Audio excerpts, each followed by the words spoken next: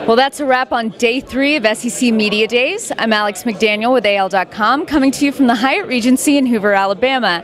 Joining me are Brandon Marcello and Michael Casagrande. Well, today, Arkansas coach Bret Bielema not shy about sharing, again, his opinion about Auburn and how he feels about Gus Malzahn and his offensive philosophy. Brandon, can you kind of recap what he brought up in the presser? Yeah, hashtag breaking bread. That was pretty much his comments. Gus Malzahn on Monday said that he and Bret Bielema communicate. That was all he said. They talk. I asked Bret Bielema today, what's those conversations entail? Do they talk about player safety, which is really the big rift between the two? They have different offensive philosophies. Obviously, Gus Malzahn does the hurry up at Auburn. Arkansas is more of a slow it down, grind it out, run it.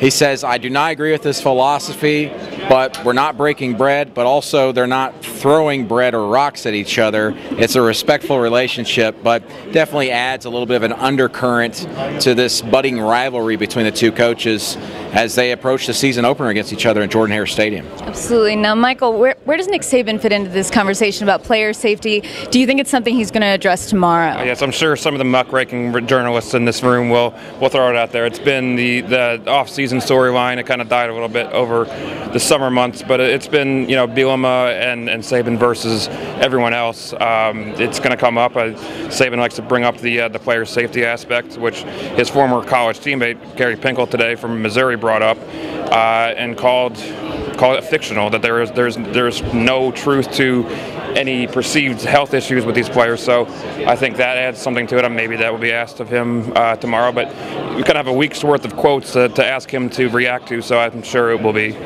discussed. Well, LSU coach Les Miles, always a media and fan favorite. Guys, can you kind of recap what were a few of your favorite moments today from Les's presser? My whole thing was just, he opens everything up and talks about his family. I think it's like a yearly thing. He gives us an update on his family. One of his daughters playing softball had a game this morning.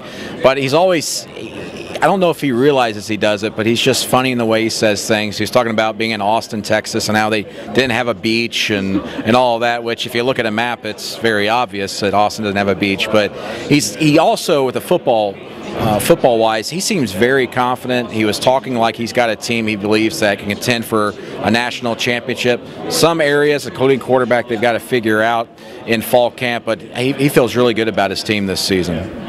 What about you? I know there were some Leonard Fournette, Michael Jordan comparisons. That was interesting. I almost need to go back and reread the quote, because I think the written out version of that quote would be funnier than even hearing him say it, because there's sort of a roadmap to try to connect the two, and I'm not sure if it really got there, but it was fun to listen to.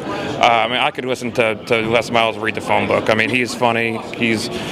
Someone asked him a question he didn't understand. He gave the most perplexed look to the moderator. He wasn't sure. He needed a translation. I don't know. It's like the room filled up. You could tell there was a bigger crowd than normal for any coach to hear Les Miles, because he never disappoints. Well, thanks, guys.